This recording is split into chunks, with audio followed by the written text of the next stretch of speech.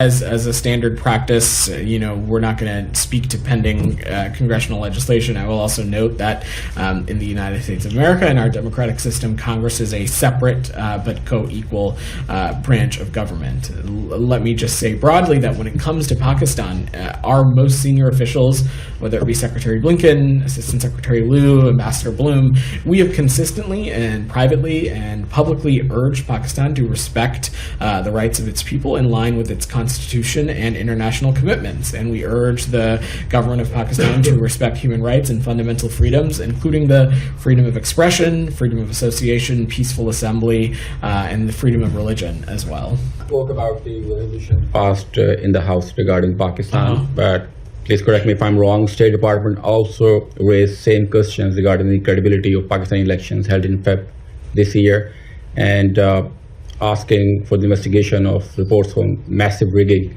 in those elections. You still asking those questions from the Pakistani government? This is something that we have continued to raise with our partners in Pakistan. Yes, that continues to be an area of focus of ours.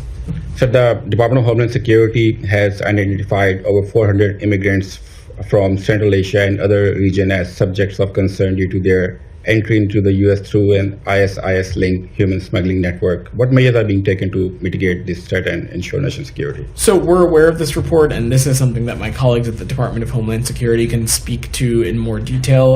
Let me just say, though, that we work very closely with international counterparts, including our partners in Central Asia, on issues like counterterrorism partnerships, exchange information on potential threats, and as well as improving screening capabilities. But would you say something about speak to that more. So would you say something about the multiple bombings in Nigeria, like more than 50 people dead, more than 100 are injured? So we condemn this horrific attack that took place in Borno on June 29th. These attacks show a disregard of human life and a reminder of the ongoing threat posed by terrorism in the region. We offer our condolences to the families of those killed and wish a full recovery to those who were injured. We would hope that any country on the face of the planet condemns terrorism anywhere, but ultimately this is between India and Pakistan. Broadly, of course, we welcome any countries making more positive relations with their neighbors, but as it relates to this specifically, I just don't have anything to offer. I let the United Nations offer any clarity on the comments that they've provided, and in the case of Mr. Khan, you've heard us say this before, this is an internal matter for Pakistan. I don't have any assessment to offer from here.